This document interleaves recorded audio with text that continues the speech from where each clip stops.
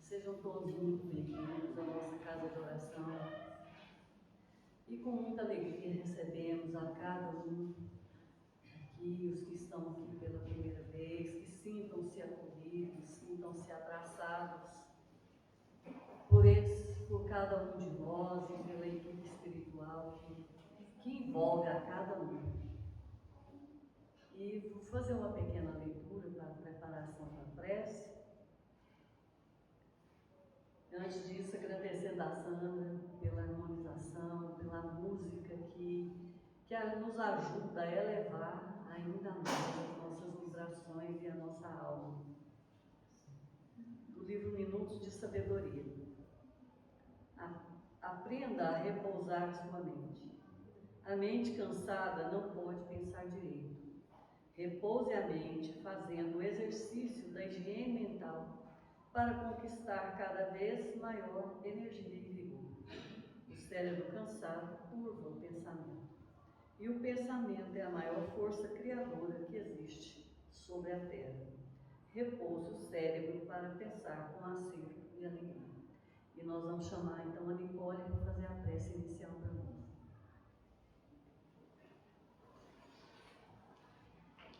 Boa noite, gente. Vamos fechar nossos olhos, elevar nossos pensamentos, agradecer por mesmo depois de uma semana difícil, estarmos todos aqui reunidos no centro. Agradecer por termos conseguido passar por mais essa semana, que essa palestra nos traga muita sabedoria e que saímos daqui sabendo um pouco mais do que sabíamos quando chegamos. Que assim seja.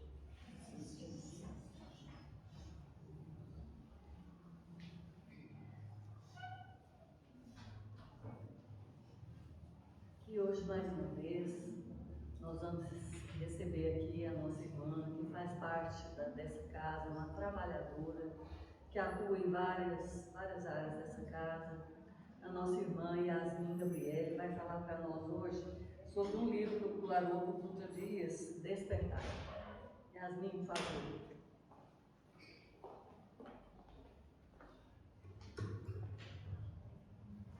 Boa noite, gente. Boa noite. Tudo bom com vocês? Quem tem bônus horas, vai para o congresso em Goiânia, né? Quem não tem, assiste palestra minha. Vamos começar a rever isso aí, se dá certo. Né? Acho que a gente podia começar a pensar. E pensando nisso, eu trouxe essa palestra para a gente hoje. Bom, eu conversei lá no Jandaia para trazer temas para mim fazer palestra, porque eu estou um pouco assim sem criatividade. Então eu vou deixar o convite para vocês também. Sempre que puder, sempre que estiver estudando alguma coisa, tiver alguma ideia e quiser trazer para a gente algum tema, algum trecho de algum livro que vocês leram, que vocês querem que discorra mais sobre o assunto, se vocês quiserem trazer, eu estou sempre lá na porta, é só deixar lá comigo, tá? Então fica aí o convite para vocês também. E a palestra de hoje, não estou mandando indiretas, eu juro. Eu ganhei esse livro como uma sugestão de palestra, por isso que a gente vai falar sobre ele hoje. Bom, para começar a nossa reflexão, eu queria saber quem conhece Nicodemos. Pode levantar a mão. Lá no ar.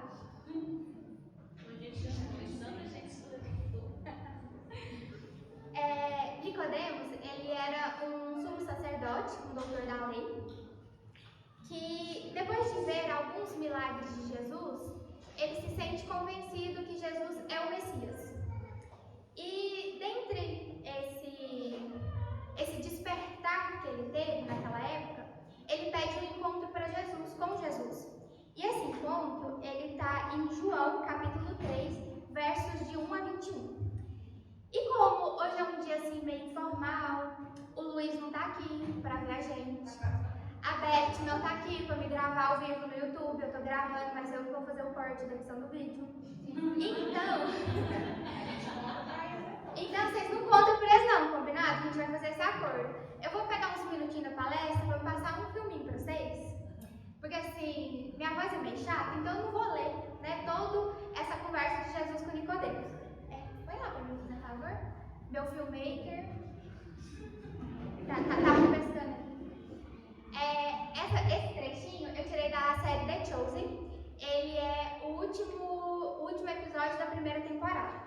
Então eu vou deixar aqui pra gente ver 15 minutinhos, aí eu volto pra gente conversar sobre isso.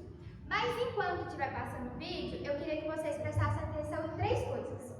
Primeiro, na conversa que Nicodemos vai ter com Jesus. O que eles conversam? O convite que Jesus faz a Nicodemos. E a resposta que ele dá depois desse convite. A segunda coisa, eu quero que vocês prestem atenção na conversa da esposa dele com ele. E na terceira parte, são 3 cenas que eu recortei da série. E na terceira cena, é a fala de Jesus. A última fala de Jesus antes de focar no Nicodemos. Eu quero que vocês prestem atenção nessas 3 coisas, que elas vão ser muito importantes para a palestra de hoje, tá bom?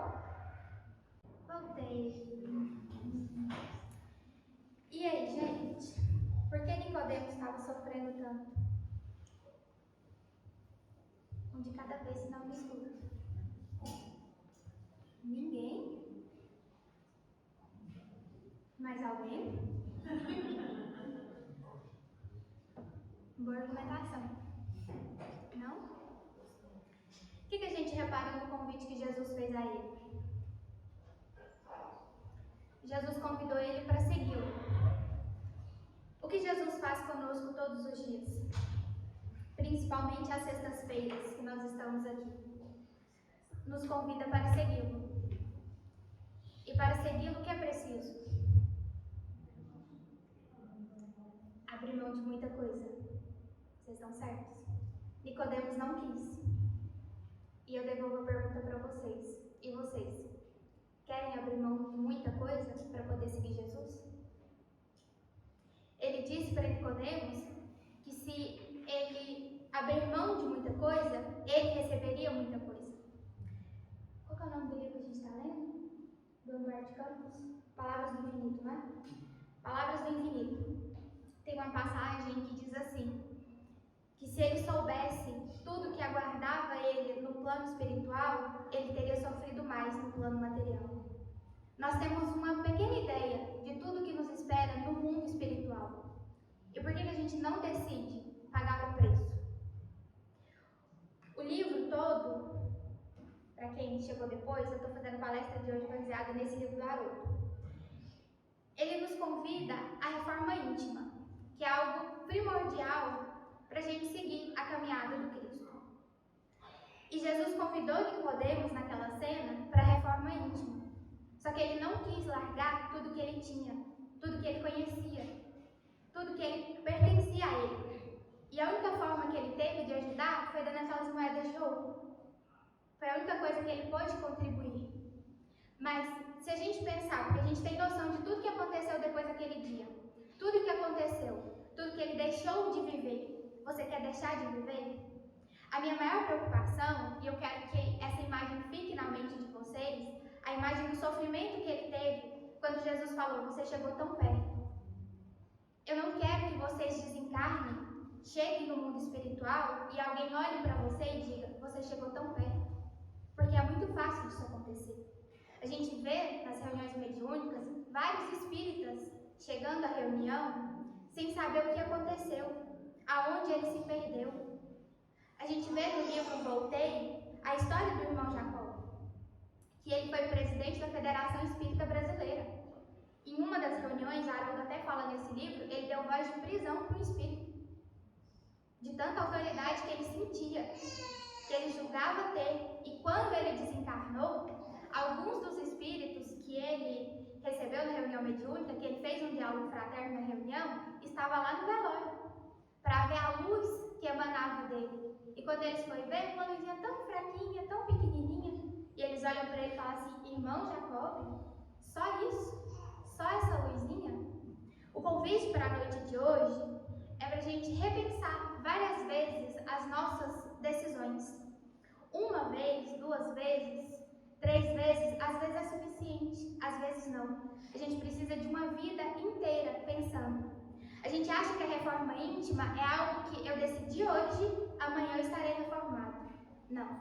Você decide hoje, para talvez na próxima encarnação você subir um pouquinho. Na próxima, mais um pouquinho. Ela é lenta, ela é gradativa. Ela não é algo rápido, do dia para a noite. E é o convite da noite de hoje. A gente entender a reforma íntima como algo necessário, como algo demorado, mas que a gente não desista. Todos os dias é dia de se reformar. Se você cair hoje, não tem problema. Amanhã você levanta. Quando Nicodemos ficou tão triste naquela cena, me veio a questão 614 do Livro dos Espíritos, que diz o seguinte: que se deve entender por lei natural. A lei natural é a lei de Deus. É a única verdadeira para a felicidade do homem. Indica-lhe o que deve fazer ou não fazer. E ele só é infeliz porque dela se afasta. Ele estava extremamente triste naquela cena porque ele tinha consciência que ele estava se afastando da lei de Deus. Quando ele está conversando com Jesus, ele fala: eu sonhei a minha vida inteira passar por isso. Eu perguntei a minha vida inteira para Deus se eu passaria por isso. E ele fala: você está aqui. E mesmo assim, ele vendo Jesus, ele conhecendo tudo que ele conhecia, ele não teve coragem de deixar o velho Nicodemos para trás e ir em busca do novo. E a gente tem coragem de fazer isso porque a gente tem muita coisa a perder. No livro, Haroldo fala o seguinte: que quando a gente começa a mudar, muitas pessoas deixam de nos amar, porque o amor dela diminuiu por nós. Sim ou não? Não, porque nós nos tornamos diferentes e ela não consegue mais se identificar em nós. Quando a gente ama uma pessoa, quando a gente está perto de uma pessoa, a gente sempre fala: nossa, fulano é muito legal, fulano é muito divertido, nossa, eu gosto muito da companhia de Beltrano, porque a gente se identifica com a pessoa. Só que quando você começa a mudar, você para de se identificar com as pessoas à sua volta. E muita gente vira para você e fala: mas você mudou, mas você virou fanático, mas você só quer saber de ir no centro, mas você só quer saber de fazer tal coisa porque o centro fala, ou a igreja tal fala. Não é isso que a gente sempre escuta? Quando a gente está assim, firme, dedicado. Uma vez uma pessoa virou para mim e falou assim: nossa, eu já fui igual a você, obcecada pelo espiritismo, fanático pelo espiritismo. Eu sabia tudo de cor, mas logo vai passar. Isso é fogo de palha. Eu falei assim: Deus abençoe que esse fogo seja alimentado por madeira todos os dias, porque eu preciso que ele permaneça vivo, que ele permaneça firme. Por quê? As pessoas não querem que você mude. Você vai encontrar muita resistência, e às vezes essa resistência que nós vamos encontrar é dentro de casa, é do nosso lado, é com aquela pessoa que a gente divide a cama. O André não tem essa escolha. Eu já deixei bem claro isso para ele, que essa escolha ele não tem. Ele tem que mudar comigo, nem que seja arrastado pela orelha. Funciona? Não funciona. É evolução individual. A gente estava falando que funcionava dele junto. Não, eu arrasto. Mas se ele não quiser evoluir, não adianta. Eu vou pro plano superior e ele vai ficar. Quer um exemplo? A mãe do André Luiz. Ela ficou em casa cuidando da família, enquanto o marido estava na rua, enquanto o filho estava na rua. Quem foi pro plano superior? Ela. Quem foi pro umbral? Os filhos. Aliás, o marido e o filho. Mais as duas amantes do marido. Não adianta, gente. A reforma íntima, ela é individual. A evolução, ela é individual. Atingir a perfeição moral, ela é individual. Isso vai fazer com que as pessoas não queiram estar perto de você. Mas não é porque você está se tornando uma pessoa ruim. É porque a pessoa ao seu lado está estagnada. Mudar dói. Mudar é desconfortável. Não é legal. É difícil. A gente precisa de uma coisa chamada força de vontade. Muito grande. E uma das coisas que mais desanima as pessoas durante o processo de reforma íntima é a queda. Quem nunca andou assim, escorregou, nem sabe como escorregou e caiu e machucou. Já aconteceu com vocês? Comigo já aconteceu algumas vezes. Uma foi lá no bazar, né, Luiz? Eu tava andando, eu não sei o que eu fui fazer. Descer aqueles degrauzinhos perto da piscina, pra quem foi lá sabe como é que é. Eu tava descendo, menino, isso tá batendo no chão. Eu tenho a marca na calça até hoje, porque ralou minha calça, meu joelho. Dói. E quando a gente cai, quando a gente machuca, principalmente, você pensa: pra que eu vou continuar isso? Eu tava assim tão bem, naquela vibração boa, alta, e caí, escorreguei. Vou desistir disso. Reforma íntima não é pra mim. Alguém já pensou isso pelo menos uma vez? Uma vez por semana, a minha pessoa. E vocês?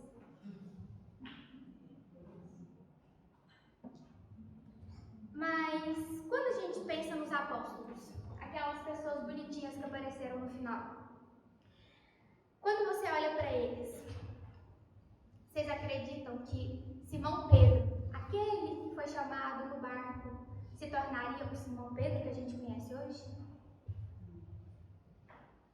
Vocês imaginam que quando Jesus olhou para Saulo, ele pensou no perseguidor de cristãos? Ou ele pensou no Paulo de Tarso? Aquele que foi mentor espiritual de Emmanuel. Quando Jesus olhou para Zaqueu, no topo daquela árvore, o que ele pensou? Aquele cobrador de impostos que muitas pessoas achavam que era corrupto, por ter uma grande fortuna? Ou ele pensou no Bezerra de Menezes, o doutor dos pobres? Quem vocês acham que Jesus viu quando ele olhou para Zaqueu? Zaqueu? Um político corrupto? Um cobrador de impostos corrupto? Ou Bezerra de Menezes? Porque, para quem não sabe, Bezerra de Menezes era Zaqueu. Sim. Quando ele olhou para Paulo, ele pensou naquele perseguidor? Aquela pessoa que apedrejou Estevão, que era seu cunhado, até a morte? Ou ele pensou no apóstolo dos gentios? Aquele que levou o evangelho por todo o ocidente. Se você fizer o trajeto que Paulo fez durante a caminhada dele, todo o cristianismo, porque o cristianismo ele é do Oriente, ele não é do Ocidente. Quem trouxe ele para o Ocidente foram as viagens de Paulo. Jesus olhou para Saulo e viu Paulo naquele deserto. Ele viu o potencial que ele tinha. Então, quando ele olha para a gente todos os dias, ele vê o nosso potencial, o espírito perfeito que a gente pode se tornar. Ele sabe que a gente vai cair 1, 2, 1000 vezes, 1 milhão de vezes. Ele sabe disso. Quando você está perto de cair, ele olha, ele vê que você vai cair, mas ele está ali segurando a sua mão. Não desista. A gente desiste muito fácil das coisas que são difíceis para a gente. Por quê?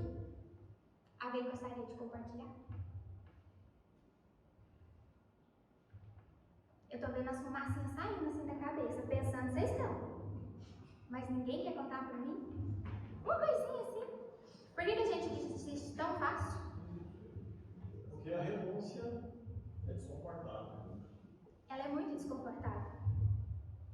Por mais informação que a gente tenha, por mais conhecimento que a gente tenha, é muito desconfortável. Você vê Nicodemos. Eu trouxe ele para a gente martirizar ele mesmo. Olha para ele.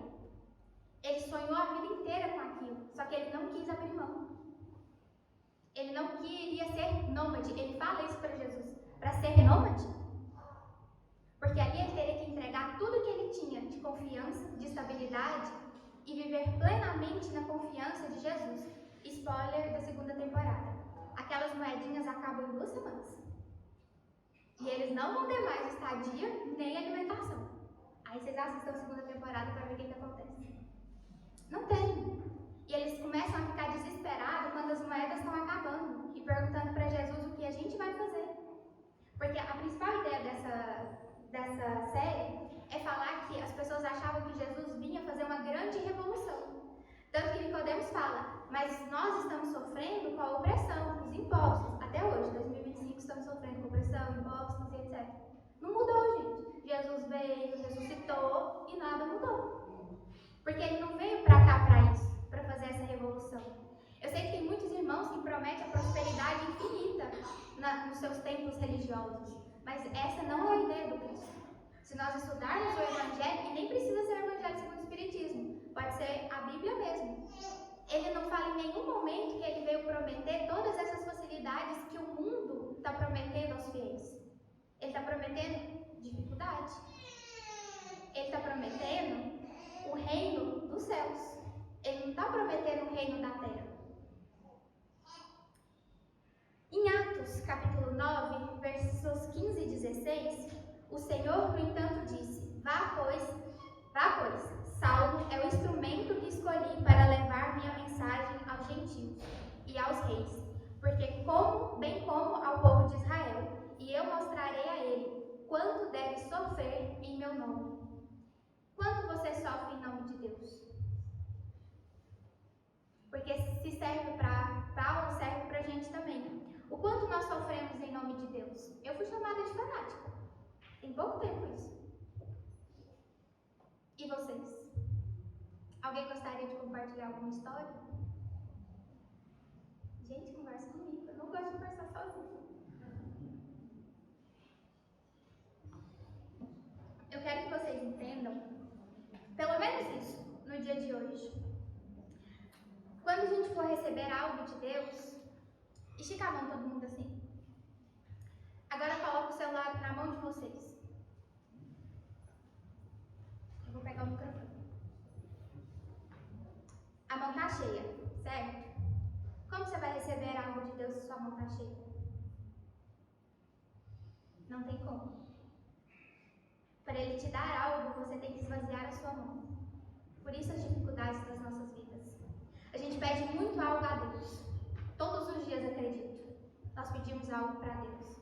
Só que na hora de receber, você não quer esvaziar a sua mão. Como Ele vai colocar na sua mão algo, se você não quer esvaziar a sua mão? E às vezes Ele te dá esse algo. Vamos imaginar que esse algo que você pediu é o celular que você está segurando. Só que o celular você precisa carregar. Você precisa colocar um chip. Você precisa colocar um plano de internet. Você precisa comprar uma capinha, uma película. E gera gastos. Não é só receber o celular. Ele não vem pronto. A gente precisa cuidar, certo? Quando a gente recebe uma bênção de Deus e a gente precisa cuidar dessa bênção, a gente também reclama. Um exemplo que me veio na cabeça é ter filhos. Quando a gente quer ter filhos, a gente pensa assim, Senhor, eu quero ter filhos. Agora nós vamos engravidar. E é fácil ter filho? A privação de sono, o gasto que a gente tem, as doenças que a criança tem até ter um sistema imunológico bom, as vacinas, a educação, até se crescer, virar um homem de bem, uma mulher de bem, dá trabalho. As bênçãos que você está pedindo também vão dar trabalho. A gente não pode reclamar. É outra coisa importante para a reforma íntima. É quando a gente pensa, eu quero tal coisa. Aí eu não recebo, eu reclamo. Eu recebo, eu reclamo. Que horas a gente vai estar satisfeito com o que a gente recebe? Foi uma pergunta. Que horas? A gente tem que agradecer as dificuldades também que a gente passa. Tem um vídeo de uma menina na internet que ela, muito depressiva, ela decidiu se suicidar. Só que ela não teve êxito. E no hospital ela estava assim, bem ruinzinha, e apareceu um médico para ela e perguntou por que ela tinha feito aquilo. Aí ela falou assim que ela não aguentava mais os altos e baixos da vida dela. Aí o médico virou para ela e falou assim, o que é isso? E mostrou um monitor cardíaco. Ela falou assim, meus batimentos. Aí ele falou para ela, isso é a vida. Ela tem altos e baixos, porque se ela for uma constante, você morreu. Sim ou não? Aí ela ficou muito tocada, muito emocionada. E quando ela recebeu alta, ela pediu para conversar com aquele médico. Ninguém conhecia o médico. Ninguém conhecia o médico no hospital. Mas é verdade, gente. A nossa vida é cheia de altos e baixos. Ela é cheia de altos e baixos. E se a gente não tiver vontade, todos os dias, de acordar, de levantar da cama e enfrentar os desafios da vida, a gente morreu. A felicidade plena não é deste mundo. Ela não é. Ela aqui, ela é passageira. Tem um dia que a gente está mais feliz, tem um dia que a gente está menos feliz. E assim a vida vai seguindo. E graças a Deus por isso. Porque se a vida fosse sempre feliz, a gente não valorizava. Dos momentos felizes, dos dias bons. Quantas vezes nós agradecemos aquele dia maravilhoso que tudo deu certo na nossa oração antes de dormir? Porque aqui todo mundo ora antes de dormir, não ora? Sim, claro. E todo mundo agradece, não agradece? Fala assim, Senhor, muito obrigado por esse dia maravilhoso que eu tive. Tudo deu certo. Não peguei um sinal vermelho, um engarrafamento, não briguei com ninguém no trânsito. Cheguei no serviço, tudo deu certo, foi mil maravilhas. A gente não agradece todos os dias, esses dias? E quando o dia dá tudo errado, a primeira coisa que a gente faz quando chega em casa, quer conversar com o Senhor, vem aqui. Que dia foi esse, pelo amor de Deus? Pelo amor do Senhor mesmo, que dia foi esse? Que dificuldade foi essa que eu enfrentei? Não é assim? Desse jeito não dá. Desse jeito não dá. Posso fazer 2 horas? Não, vamos passar onde aqui hoje? Ué, congresso. Vamos fazer o nosso congresso. Vamos. Não vamos? Bom, falamos muito sobre a reforma íntima. Não só eu, mas muitas pessoas falam sobre reforma íntima. Precisa melhorar, precisa mudar. E a pergunta, ele não é meu amigo não, e eu nem sigo ele, mas eu gostei muito dessa história. Como? Tarará, tarará, tarará. Como? Como fazer a reforma íntima? Alguém tem uma receita de bolo? Tem, gente. Tem uma receitinha pequenininha. Coloca mais, por favor. O pessoal do EJA, que faz EJA no sábado, já sabe a resposta. Alguém gostaria de comentar? Os meus alunos do EJA, que eu estou vendo aqui, baixando a cabeça, fingindo que nem é com eles? Bom, para a gente atingir a perfeição moral, como está aqui, vou só ligar meu passador de slide. Nós precisamos praticar em primeiro lugar a lei de justiça, amor e caridade. Porque só através do amor nós conseguimos praticar a justiça e a caridade. E a terceira parte do livro dos Espíritos, ela é dividida em 12 capítulos. E esses capítulos, eles vão falar sobre essa interação. O que nós precisamos entender para a nossa reforma íntima? Nós temos a nossa interação com Deus, através da lei divina ou da lei de adoração. Nós temos a nossa relação com nós mesmos, que é muito importante e é algo que a gente negligencia muito, que ela é através da lei de trabalho, reprodução, conservação e destruição. E nós temos a relação de nós com o nosso próximo, que é através da lei de sociedade, progresso, igualdade, liberdade, justiça, amor e caridade. Passando por todas essas 11 etapas, nós chegamos na 12ª, que é a perfeição moral. Esse é o roteiro que nós precisamos seguir para poder alcançar a perfeição moral. Ele está na terceira parte do Livro dos Espíritos, e são todos os 12 capítulos que ele contém. E aí, para quem não sabe, o Livro dos Espíritos foi a primeira obra de Kardec, né, psicografada, e ele organizou uma obra para cada uma das partes do livro, o Livro dos Espíritos. O Evangelho segundo o Espiritismo, ele fala sobre essa terceira parte, que é sobre a perfeição moral, as leis morais. A segunda parte, algumas pessoas dizem que o Livro dos Médiuns se relaciona a essa segunda parte, mas não só o Livro dos Médiuns, porque assim como Jesus veio da primeira vez, ele não trouxe a revelação completa. Então, quando o Consolador chegou à Terra, ele também não trouxe a revelação completa. E a segunda parte, ela se associa muito às obras de André Luiz. Então, o Livro dos Médiuns e as obras do André Luiz é um complemento da segunda parte do Livro dos Espíritos. A última parte, ela tem como referência o céu e o inferno, para quem quiser estudar mais, se aprofundar mais. E a primeira parte é sobre a Gênesis, que é toda a criação do mundo, que é aquela parte mais técnica que a gente fala. Pode passar. Não está passando aqui, não. Bom, para a gente entender, a perfeição moral é o último capítulo, que vai das questões 893 a 919. E para a gente entender a relação do homem com Deus, a gente precisa estudar aqueles capítulos de Evangelho segundo o Espiritismo e as questões de 614 a 673. Aí você fala assim, não, se Yasmin é muita coisa. Nada, gente. O que vocês fazem de meia-noite às 6 horas da manhã? Nada. Vocês dormem. E domingo?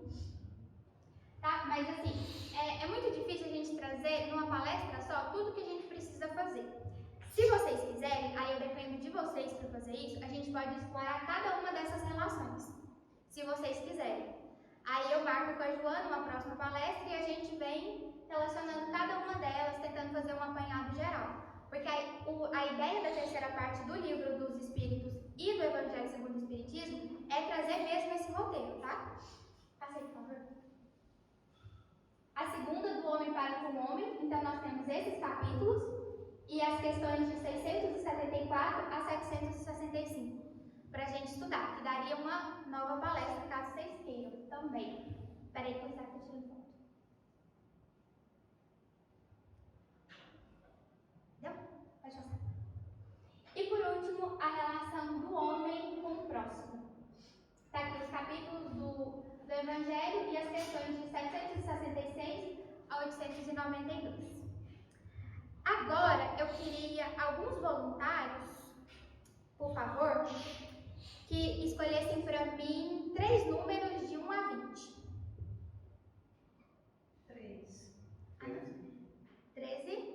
Não, foi 3. E ele tá falando 13. 15. 15? Pera, 3, 13 e 15. Anota pra mim que minha memória tá ruim. Tá. Antes disso, eu queria fazer uma pergunta pra vocês. Pergunta 573 do Livro dos Espíritos. Em que consiste a missão dos espíritos encarnados? Resposta: em instruir os homens, em ajudá-los a progredir e melhorar suas instituições por meios diretos e materiais. Mas as missões são mais ou menos gerais e importantes. Aquele que cultiva a terra desempenha uma missão do mesmo modo que aquele que governa ou instrui. Tudo se encadeia na natureza. O espírito se depura pela encarnação, concorrendo ao mesmo tempo para a execução dos desígnios da providência. Cada um tem sua missão neste mundo, porque todos podem ser úteis em alguma coisa. Existe uma missão mais importante do que outra? Sim ou não? Por que não?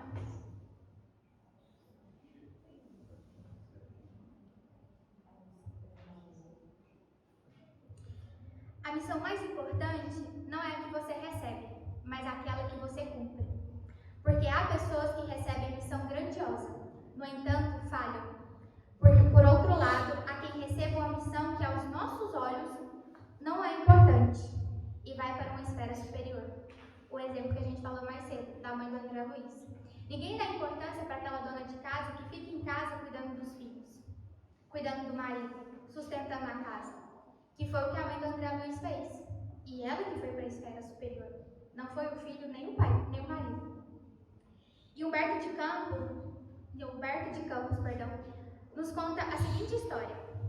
Após ser acolhido por uma entidade luminosa, ela revelou sua gratidão àquele palestrante. Suas palavras mudaram a minha vida. E o palestrante, que estava numa situação difícil, questionou: mas como? E a entidade falou: meu amigo, enquanto você falava, eu fazia. Às vezes a gente dá muita importância para as pessoas que falam muito bonito, e a gente esquece que o importante é fazer. Não importa se é pouco, se é muito, mas sempre fazer. Todo dia um pouquinho, todo dia um pouquinho. E qual eram os números? 3, 15. Tá. No item 3 do capítulo 17 de O Evangelho segundo o Espiritismo, está intitulado O Verdadeiro Homem de Bem. Kardec nos traz 20 itens para a gente fazer, que a gente possa aplicar no nosso dia a dia para a gente se tornar homens de bem. Nós escolhemos 3 números aqui, aleatoriamente, voluntariamente, obrigado pelo André e o Joana, e o Jairo fez a gentileza. E eu queria que a gente vai ler esses 3 itens e a gente vai fazer um compromisso. Dos 3 itens, você vai escolher um para praticar no trabalho, o outro você vai praticar em casa e o outro você vai praticar na casa espírita. Então, o convite para todo mundo que está aqui retornar até o final do ano para poder praticar pelo menos um desses compromissos. Eu estou olhando para você mesmo, fica indireta para você. Eu tô percebendo. Que bom. E eu tenho testemunhas. Estou dando para vocês. Eu percebi. Na casa espírita. Casa espírita, tá? Obrigada. Pra gente fazer esse acordo, pra gente começar, tá? Então, escolhemos aleatoriamente 3 e a gente vai começar. A gente vai ler, vou ler devagarzinho pra vocês anotar. O vídeo eu vou subir no YouTube depois, então pra vocês se lembrarem sempre, tá? Então, a gente vai praticar onde? No trabalho e no centro espírita. E na casa espírita, combinado? Passei pra mim o 3. Tá no primeiro.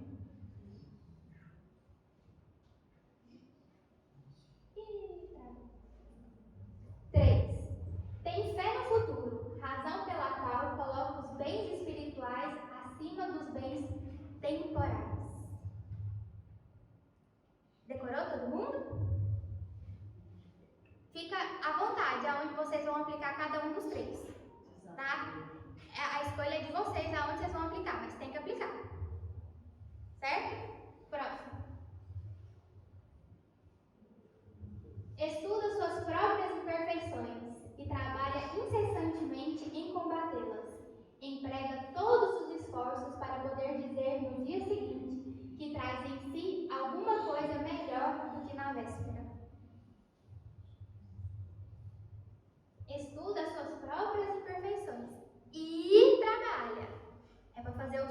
renúncias, mas só um não. É estudar as imperfeições e trabalhar nelas. Combinado? Aí pode ser aquela preguiça no trabalho, talvez. Cadê os jovens? Aquela vontade de uma nova vasilha, de ajudar os pais, talvez. Sim? A gente vai escolher.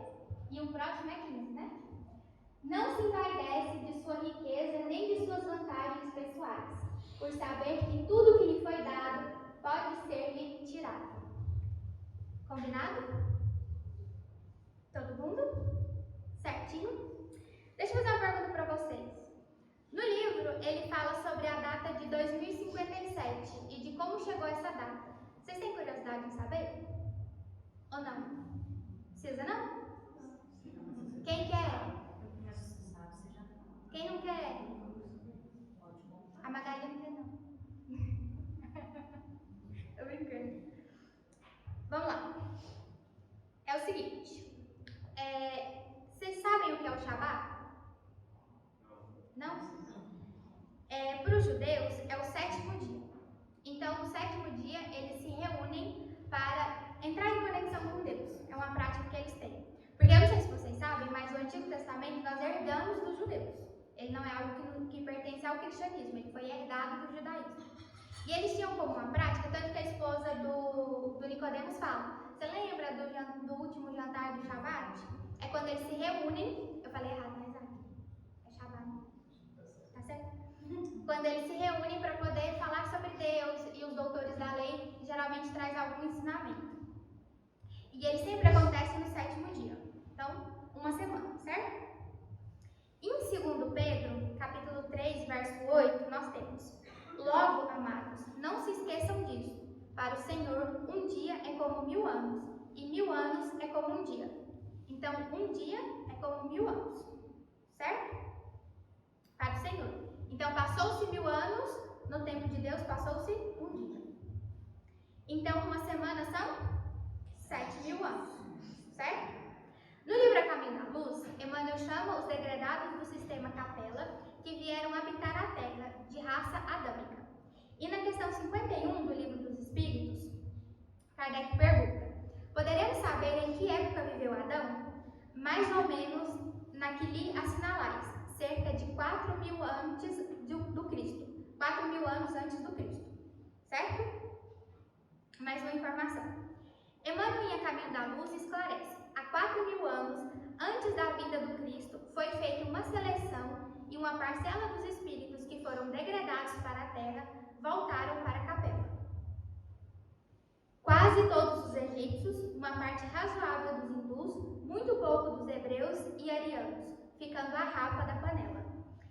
Essa parte aqui, a gente precisa de um contexto.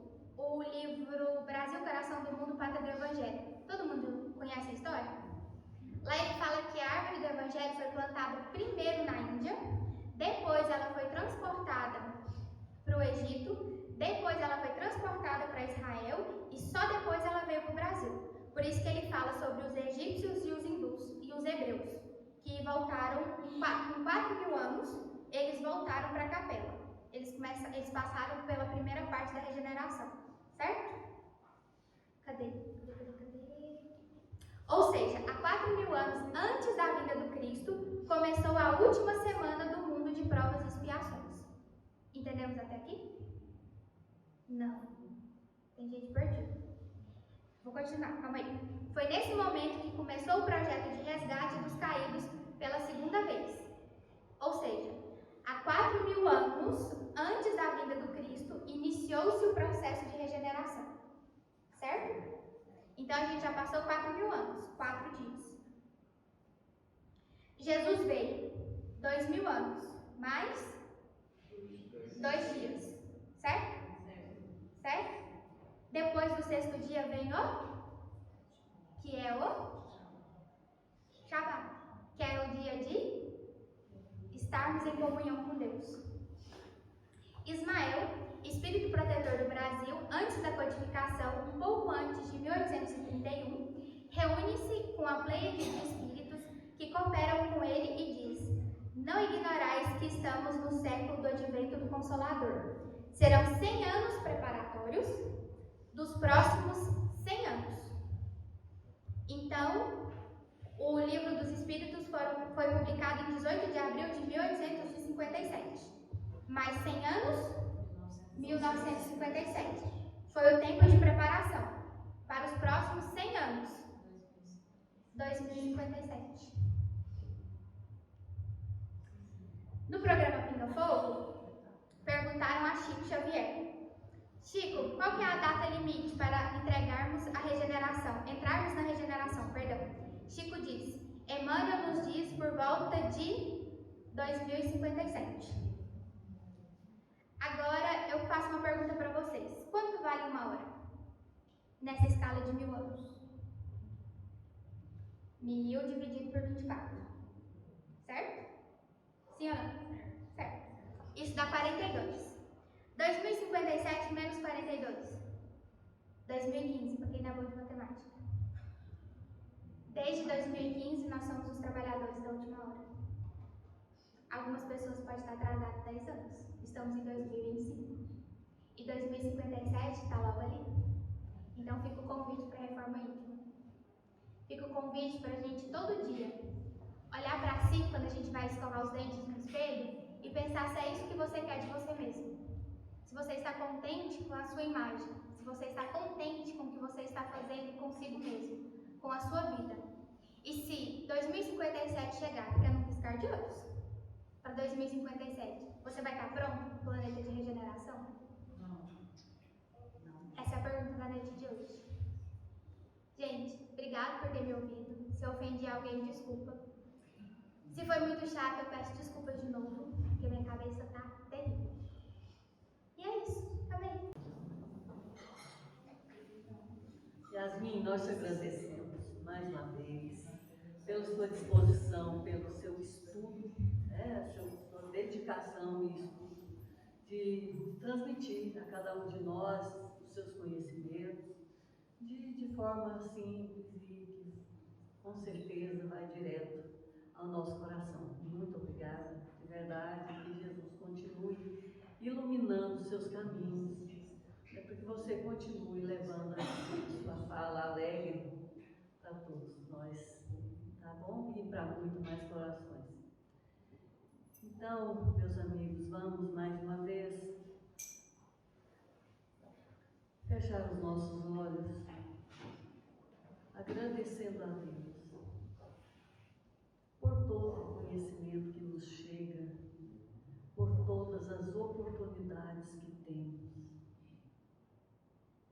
E que pedimos a Ti, Senhor, que não nos deixe desperdiçar as oportunidades que nos são dadas, que possamos de verdade aproveitar cada momento junto aos Teus ensinamentos, colocando em prática cada coisa que aprendermos.